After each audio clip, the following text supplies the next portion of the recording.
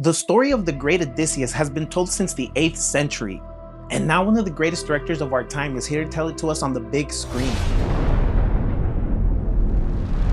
Alright guys, welcome back to the channel once again. Please like and subscribe if you're a casual moviegoer.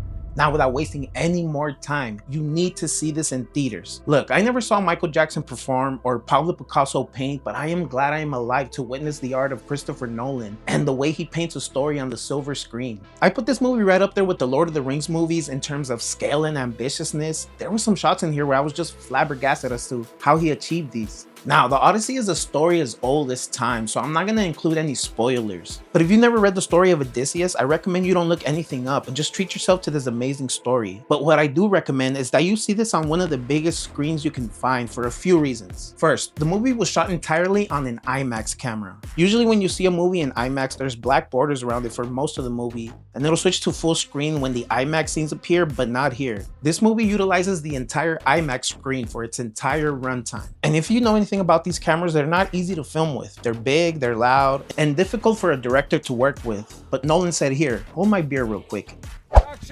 The IMAX camera has to stop and be reloaded every 2.5 minutes or so. Thank you. Because the format is so large, that's the most film the camera can hold at one time. This is legitimately the first movie that's actually worth that IMAX ticket price. Secondly, Christopher Nolan shot this with mostly practical effects, meaning everything you see on screen was shot out there in the real world and not in the movie studio somewhere where they later have to go and add the backgrounds and stuff. If you see a giant on the screen, then you already know he hired a real giant for this. I'm just kidding. There's camera effects you can use to bring a giant to life on the big screen, and boy, did he utilize them all. And lastly, you need to see this in IMAX because of the epic score by Ludwig Göransson. I hope I said his last name right. He used ancient Greek instruments in his orchestra while making this. This movie has everything you'd expect in a good blockbuster.